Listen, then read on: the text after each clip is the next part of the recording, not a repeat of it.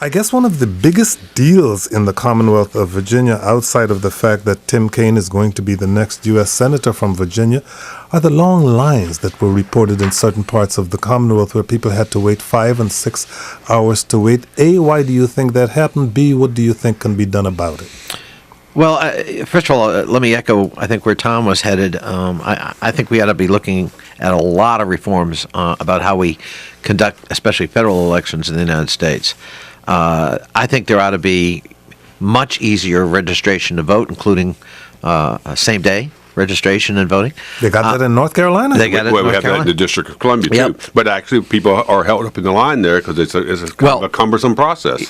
That's right. It can be. But I would go further. I would have absolute early voting, no excuses required, for 2 or 3 weeks prior to an election.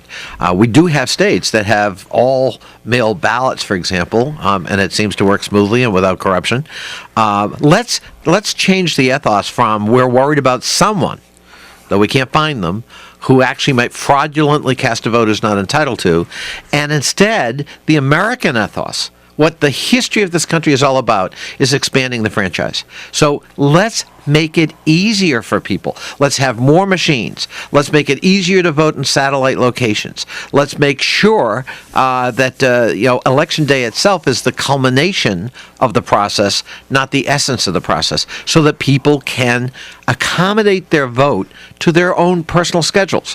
Why wouldn't we want to do that? For federal elections, Congress and the president legislation to make this happen? Absolutely, and in fact, believe me, after my own experience in my district in Virginia, looking at those long lines you talked about, Kojo, I mean, some of it was just inexcusable, and it looked like, given the fact that many of these precincts were minority precincts, and we weren't experiencing 4, 5, and 6 hour delays in other precincts, like maybe it was part of a broader voter suppression effort in the United States. And I hope that's not true, but we can make sure it isn't true by some relatively simple reforms. But yes, Tom, I think federal legislation would make a lot of sense. The president himself referred to that on his election night in his victory speech, and I would absolutely support creating some uniform federal standards that make it easier for people to exercise their sacred right to vote.